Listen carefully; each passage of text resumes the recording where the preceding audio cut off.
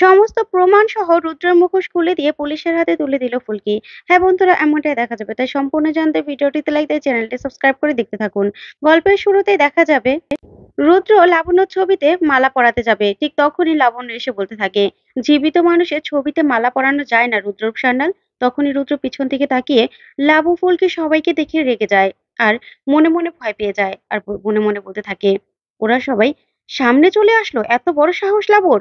তারপরে লাবু বলতে থাকে, তোমার এত বড় সাহস, আমি জীবিত থাকা সত্ত্বেও তুমি আমার ছবিতে মালা পরাছিলে। তখনই ডাক্তার কাকা সহ সবাই রোহিতদের দেখে অবাক হয়ে যায় আর খুশি হয়ে যায়, বলতে থাকে, কাদের দেখছি আমি, কাদের দেখছি, এরা কারা, তোমরা বেঁচে আছো? তখন ফুলকি বলতে থাকে, হ্যাঁ ডাক্তার কাকু, আমাদেরকে এই রুদ্ররূপ সান্যাল পুড়িয়ে মারার চেষ্টা করেছিল। যা শুনে অবাক হয়ে যায় সবাই। তখনই ঈশিতা বলে ওঠে, তমাল তুমি বেঁচে আছো? তখন রুদ্র রেগে বলতে থাকে, তোমরা না একটু ভয় পাবে না, অনেক প্রশ্নের উত্তর দিতে হবে, মুখোমুখি হতে হবে, কিন্তু নার্ভাস হলে চলবে না, ঠিক আছে? আমাদেরকে একজোট হয়ে থাকতে হবে। তারপরে দেখা যাবে মাস্টার মশাই, অরুণা, শানু আর কাবেরী উপর থেকে সবাইকে দেখে চমকে যায়। তখনই মাস্টার মশাই শানুকে বলতে থাকে, শানু, আমি কি ঠিক দেখছি রে? এদের আমি কাদের দেখছি? ওরা তো সবাই বেঁচে আছে। তখনই অরুণা বলতে থাকে, হ্যাঁ দাদা, আমি না ভয়ে বলতে পারিনি, আসলে শ্রাদ্ধের দিনই আমি জানতে পেরেছিলাম যে ওরা সবাই বেঁচে আছে। তখনই মাস্টার মশাই ডেকে ওঠে লাবু বলে। তখন লাবু তাকিয়ে থাকে মাস্টার মশাই দিকে আর কান্না করতে থাকে। তখন মাস্টার মশাই সহ সবাই ছুটে আসে, এসেই লাবুদের সবাইকে জড়িয়ে ধরে, ফুলকিকেও। তারপরে মাস্টার মশাই লাবুকে বলতে থাকে, লাবু, তোর মা? তখনই লাবু বলতে থাকে, না বাবা, মা ঠিক আছে, একদম সুস্থ আছে। তারপরে রোহিত বলতে থাকে, হ্যাঁ, জেঠিমণি তো বাইরেই আছে, জেঠিমণি এখনই চলে আসবে। তারপরে দেখা যাবে ঝিনুক হৈমন্তীকে নিয়ে আসে। তখন হৈমন্তীকে দেখে খুশি হয়ে যায় মাস্টার মশাই আর বলতে থাকে, হৈমন্তী। তখনই হৈমন্তী মাস্টার মশাইয়ের কাছে ছুটে আসে। তারপরে মাস্টার মশাই বলতে থাকে, হৈমন্তী তুমি ঠিক আছো তো? তখন হৈমন্তী বলতে থাকে, হ্যাঁ মাস্টার মশাই, আমি ঠিক আছি। তোমার মতো করে আমি বাচ্চাগুলোর খেয়াল রাখতে পারিনি, কিন্তু এই বাচ্চাগুলো আমাকে আমাকে আমার দিকে খেয়াল রেখেছে। সত্যি কথা, এই যে ফুলকি, ফুলকি সবাইকে আগলে রেখেছে। তখনই রুদ্র রেগে যায় আর বলতে থাকে, এতক্ষণ পর্যন্ত আমি কিচ্ছু বলতে পারিনি, কিন্তু আমি এখন বলছি, তোমরা সবাই বেঁচে আছো তা দেখে আমিও তো খুশি হচ্ছি। আমার মতো খুশি আর কেউ হয়নি। কিন্তু এখানে কেন আমাকে কোণঠাসা করার চেষ্টা করছো তোমরা? আর মা, তুমি তো অন্তত জানো যে তোমার ছেলে কখনো অন্যায় করতে পারে না। তখনই হৈমন্তী রেগে যায়। রেগে গিয়ে রুদ্রকে ঠাসিয়ে একটা চড় মারে আর বলতে থাকে, বেঈমান, শয়তান একটা, আবার মুখে মুখে কথা বলছিস? তুই আমাকে গুলি করে মেরে ফেলার চেষ্টা করেছিলি, তুই আবার এখানে দাঁড়িয়ে মুখোশ পরে আবার এত বড় বড় কথা বলছিস?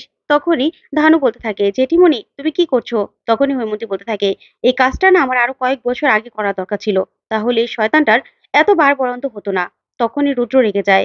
তারপরে জেঠিমণি বলতে থাকে, হ্যাঁ, এতদিন পর্যন্ত ফুলকিকে আমি ভুল বুঝেছিলাম। এই রুদ্রর আমি পক্ষ নিয়েছিলাম সবসময়। আমার নিজের ছেলের জায়গাটা ওকে দিয়েছিলাম। কিন্তু ও আমার সঙ্গে বেইমানি করেছে। এই ফুলকিকে আমি ভুল বুঝে ভাবতাম যে ফুলকি হয়তোবা আমার মেয়ের সংসারটা নষ্ট করার জন্য উঠে পড়ে লেগেছে। কিন্তু না, এটা তো একটা শয়তান। শয়তানটা দিন, দিন আরো এত বেড়েছে যে আমাদের মেরে ফেলতে চেয়েছিল। ওর এত বড় সাহস! আমাকে পর্যন্ত ও ছাড়েনি। আমাকে পর্যন্ত গুলি করে ও মারতে চেয়েছে। তখনই মাস্টারমশাই বলতে থাকে, হৈমন্তী তুমি শান্ত হও, শান্ত হও তুমি। তখনই ডাক্তার কাকু বলতে থাকে, মাস্টারমশাই, বৌদিকে এখনই ভিতরে নিয়ে যান, আমি এখনই ইনজেকশন নিয়ে আসছি। তখনই মাস্টারমশাই বলতে থাকে, না, আজকে সবকিছুর ফয়সালা হবে। এই শয়তানটার আজকে সবার সামনে পর্দা ফাঁস হবে। এই রুদ্ররূপের পর্দা আজকে ফাঁস করা হবে। তখনই রুদ্র ভয় পেয়ে যায়। ওইদিকে ঈশিতা সবাইকে বলতে থাকে, তোমরা না সবাই একটু মাথা ঠান্ডা করো, প্লিজ। এখানে তো একটা প্রেস কনফারেন্স চলছিল, আসলে এই প্রেস কনফারেন্সটা মিটে যাক, তারপরে না হয় সব ভুল বোঝাবুঝি মিটিয়ে নেওয়া যাবে। তখনই ঝিনুক বলতে থাকে, এখানে তো কোনো ভুল বোঝাবুঝি নেই। তখনই ঈশিতা ভয় পেয়ে যায়। তারপরে তমাল বলতে থাকে, এই যে দেখছো না, এই যে ঈশিতা, ঈশিতাও না সবাইকে ভুল বোঝানোর চেষ্টা করছে। এই যে সাদা শাড়ি পরে নাটক করছে না, ওর এগুলো সব নাটক, মুখোশ, আমি বলছি তোমাদের। তখনই শানু বলতে থাকে, তমাল চুপ কর না। তারপরে সাংবাদিকরা বলতে থাকে, আচ্ছা ফুলকি দাস, আপনি বলুন তো, আপনাদের এই রুদ্ররূপ সান্যালের প্রতি কি কি অভিযোগ আছে? তখন ফুলকি বলতে থাকে, প্রথম অভিযোগ হলো উনি মিথ্যেবাদী। উনি অনেক মিথ্যে কথা বলেছেন। আমার আর স্যারের সম্পর্কটা পর্যন্ত নষ্ট করে দিতে চেয়েছেন। আমাদের নামে মিথ্যে এলিগেশন এনেছে, আমাদের নামে মিথ্যে কথা বলেছে। খুনের দায় থেকে বাঁচার জন্য আমাদের সম্পর্কটা শেষ করার চেষ্টা করেছে। তখনই রুদ্র বলতে থাকে, সব মিথ্যে কথা, সব মিথ্যে কথা বলা হচ্ছে। তখনই রুদ্র পার্টির লোক অভিজিৎ বলতে থাকে, আচ্ছা, এখানে আজকের মতো সভা শেষ, আপনারা প্লিজ এখন আসুন। তখনই লাবণ্য বলতে থাকে, না, একদম না, সবকিছু আজকে খোলামেলা ভাবে হবে, খোলামেলা ভাবে। তখনই রুদ্র বলতে থাকে, কি শুরু করেছো বলতো, কি শুরু হয়েছে এগুলো? আর তোমরা যে ফিরে এসেছো সেটার জন্য আমি অনেক খুশি। আর তোমরা কিনা আমাকে কাঠগড়ায় দাঁড় করাছো। তখন রোহিত বলে, না রুদ্র, না, একদম না, একদম বাজে কথা বলবি না। তুই আমাদেরকে সবাইকে পুড়িয়ে মারার চেষ্টা করেছিলি, আবার বড় বড় কথা বলছিস। আজকে না আমরা বলবো, তুই শুনবি, তুই শুনবি, বুঝতে পেরেছিস? আর দরকার হলে হাত পাওয়া চালাবো।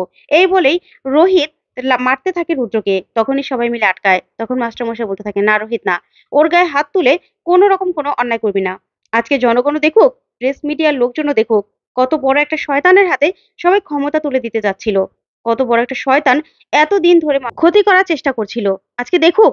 তখনই শালিনী বলে ওঠে, আচ্ছা তোমরা যে এতক্ষণ ধরে এত বড় বড় কথা বলছো, এত বড় বড় কথাগুলো এতক্ষণ ধরে শুনছি, কিন্তু রুদ্ররূপদার নামে এত কিছু বললেই তো আমরা বিশ্বাস করে নেব না। তোমাদের কাছে কোনো প্রমাণ রয়েছে যে উনি তোমাদের পুড়িয়ে মারার চেষ্টা করেছিল? তখনই রিকি বলতে থাকে, ঠিক তাই, আমাদের কাছে প্রমাণ আছে। ফুলকি দাস আমার দাদাকে ত্রিশূল দিয়ে মারার চেষ্টা করেছিল। তখন ফুলকি বলে, একদম ঠিক করেছিলাম। এই লোকটা, এই লোকটা জঘন্য একটা লোক। এত বড় সাহস ওনার, আমার আর স্যারের সম্পর্ক নষ্ট করতে চেয়েছিল। ওনাকে মেরে ফেলা উচিত ছিল। ত্রিশূল দিয়ে মারতে চেয়েছি, একদম ঠিক কাজ করেছি।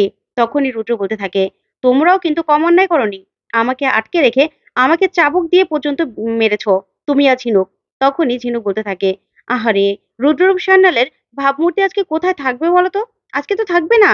নিজে মুখে বলছো যে মেয়েদের হাতে চাবুকের বাড়ি খেয়েছো। ছি ছি ছি, লজ্জার ব্যাপার।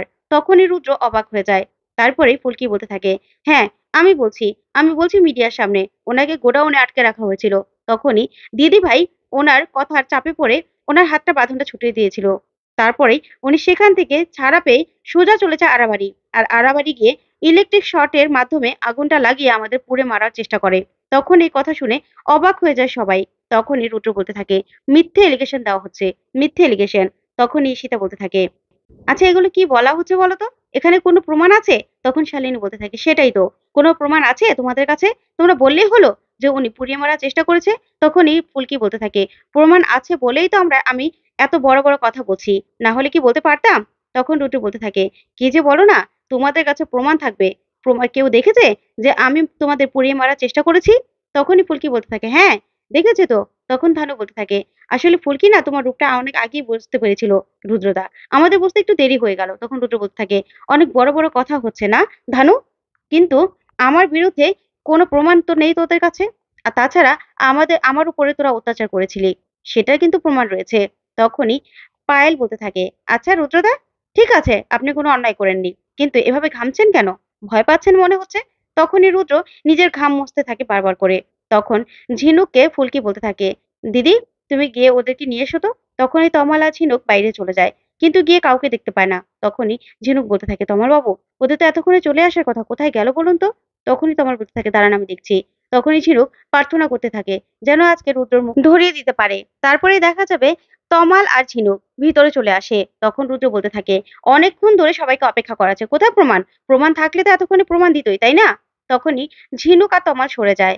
আর সেই মোহনপুরের সর্দার আর হারিয়া সেখানে এসে পৌঁছয়। তখনই শালিনী বলতে থাকে, কি হচ্ছে এখানে? এগুলো কারা? কারা এগুলো? তখনই মোহনপুরের সর্দার বলতে থাকে, আমি মোহনপুরের সর্দার, আর এ হলো আমার গ্রামের লোক হারিয়া। তখনই রোহিত বলতে থাকে, হ্যাঁ রুদ্র, ওই তোকে নিজের চোখে দেখেছে যে তুই আগুন লাগিয়েছিলি। তখনই এই কথা শুনে রুদ্র হাসতে থাকে আর বলতে থাকে, কি বলছিস তুই? একজন মানুষ এনে দাঁড় করাবি আর সেটা প্রমাণ হয়ে যাবে যে আমি এই কাজটা করেছি? তখনই সাংবাদিকরা বলতে থাকে, আচ্ছা লাবণ্য ম্যাডাম, একটা প্রশ্ন আমাদের মাথায় ঘুরপাক করছে, আপনারা বেঁচে থাকলেও আসেননি কেন? তখন লাবণ্য বলতে থাকে, এই লোকটার জন্য, এই লোকটা আমাদের মেরে ফেলার